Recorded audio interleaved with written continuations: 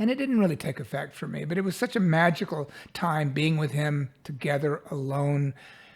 I could see what love might be like. And I was really infatuated with him.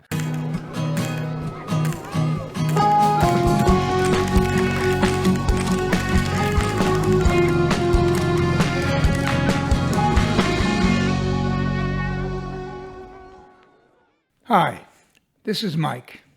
Welcome to another episode of Bammer Tales. Today I'm going to discuss the first time I ever met someone, had sex all the way in a meaningful way, and had an affair at the same time. Basically, the first time I ever was involved with somebody where I saw what the possibilities might be. Until that point, I had had no idea. I was not quite 24, living in Washington, D.C. during my first job. I hated the city and my job and my life.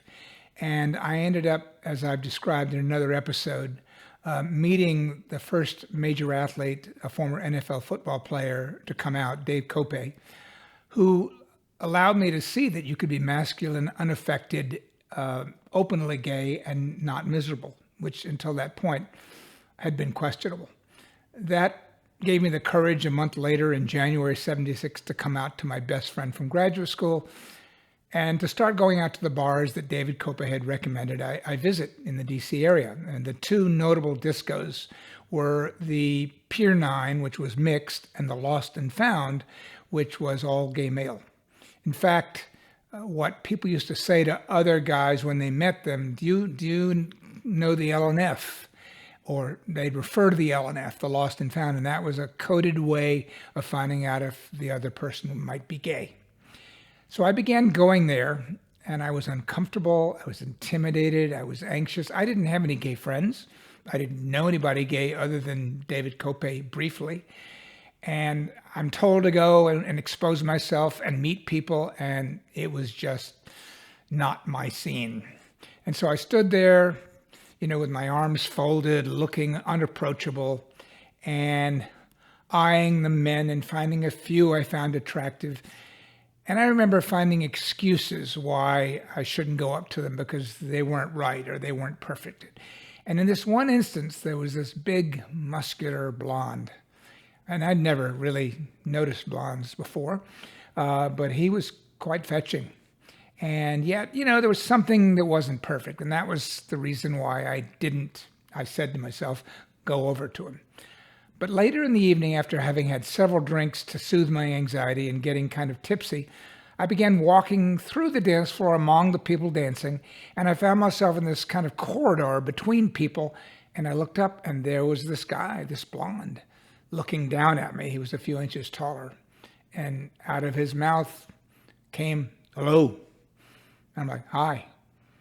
And after a pause, he goes, you want to dance? I'm like, okay. And so we began dancing to the music. And I still remember with a kind of a fondness how he did this kind of caveman hopping, jumping up and down dance. Very masculine, but not the most coordinated. And then we chatted, and he was visiting from the Bay Area. And after a short amount of time, as was common in those days, he asked if I wanted to go home with him.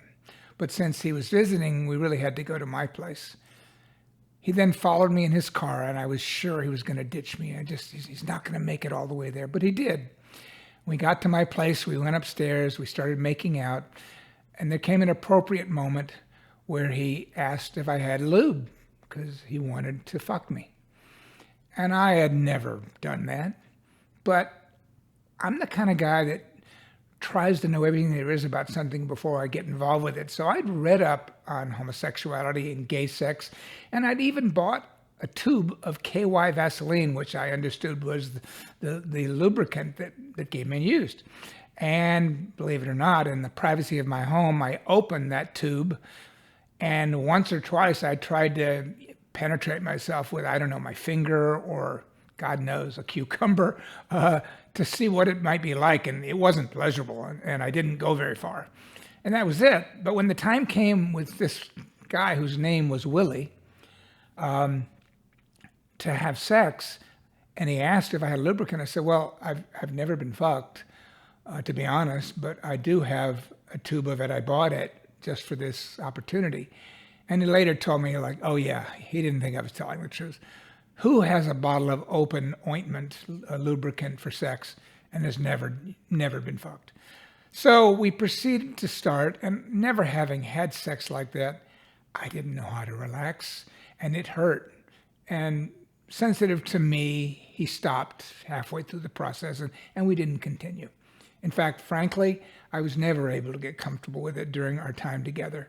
It took some time, and oddly enough, somebody that wasn't very caring and just banging away at me to somehow get me to be able to relax and learn that it was enjoyable. But I found out he was in town for a few days visiting a friend, and what he was really doing there was thinking about a relationship he was in back in the Bay Area that he didn't know if he wanted to continue. In fact, it was a three-way relationship, a throuple. He'd been with them for a year and a half. They'd been together for 5 years, and it wasn't working out well, and he was contemplating leaving. And he goes out to get laid. He was just horny in a strange city, and he meets newbie me, who's never done anything, wide-eyed, innocent, and he could tell once he got to know me a little bit that I was needing guidance.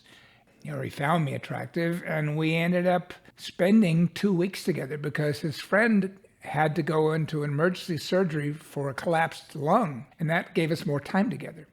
And it was the first time in my life that I saw romance. I mean, we went to dinner in a nice restaurant together and could hold hands if you were in a place that you felt comfortable doing that.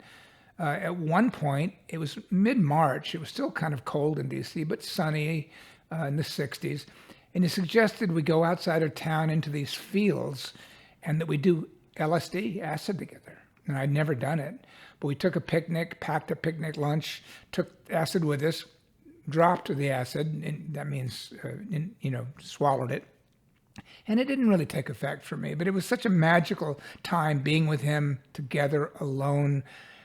I could see what love might be like. And I was really infatuated with him. But I also noticed he was a former sailor in the U.S. Navy, and he was working in a merchant marine position, and later would go to Antarctica on a research vehicle for 5 years. So his life was rather itinerant, unsettled. I came from an Ivy League background and would be on my way to a Wall Street career. The fit didn't seem like a long-term one, but I was enamored of him.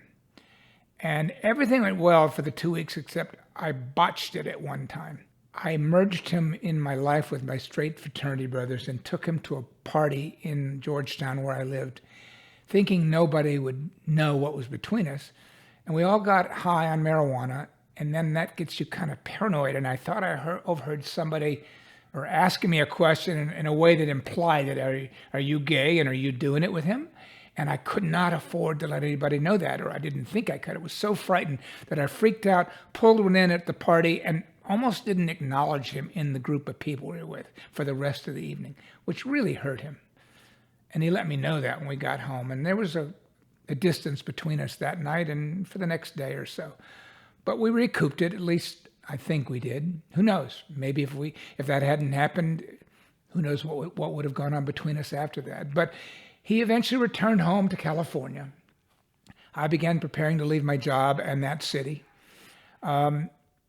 But I was thinking about him all the time, and anybody else I saw out in the bars or whatever, I looked at and compared with him unfavorably because they weren't that handsome. They weren't that built. They couldn't be as nice and wonderful as Willie. And so I went out there once I left my job, chasing him a bit, and did get to see him, but he was still in the relationship and we couldn't spend much time together. And I realized it was folly to think of it beyond that point. So that's the story of our 2 weeks together. It opened a world, an expansive world for me, and enabled me to see what I might find with someone else along the way. We stayed in touch off and on throughout the years, and then have been reconnected in the last decade or so, and have seen each other. He's with a long-term relationship of about 20 years with a much younger man who chased him until he finally gave in because he wasn't attracted to younger men. So Willie's been my good friend and a kind of one of my fondest memories from 1976 till today, which is 46 years. I hope you had someone as amazing for your first. I know that's not always the case. In fact, a decade later, when I got together with Willie, and we were out in San Diego where he lived at the time, and we got high on marijuana. We went out for a walk along the boulders at the beach, and I said to him, Willie, I have to thank you. I don't think I ever did for how wonderful you were in bringing me out. Isn't first love grand? And he proceeded to tell me about his first love, which wasn't so grand. The guy had basically taken him out miles from anywhere and dumped him off and left him there, which, by comparison was sucked. Interestingly enough, that evening, Willie and I ended back up in bed together. And to that point, from when we first met until then, 10 years or so later, I'd held a torch for him. And we had sex again that evening, and it was wonderful. But that allowed the crush that I held to finally get dissipated and me to put him in his appropriate place in my memory banks. If you haven't already, please subscribe to our YouTube page and sign up for notifications of future upcoming episodes. You can also be part of the Bammer community by going to my Instagram page at Bammer47, to follow me on our podcast episode series, Bammer and Me, or going to our website, Bammer.co, with stories submitted by LGBTQ people around the world. Thanks again. See you soon. Bye.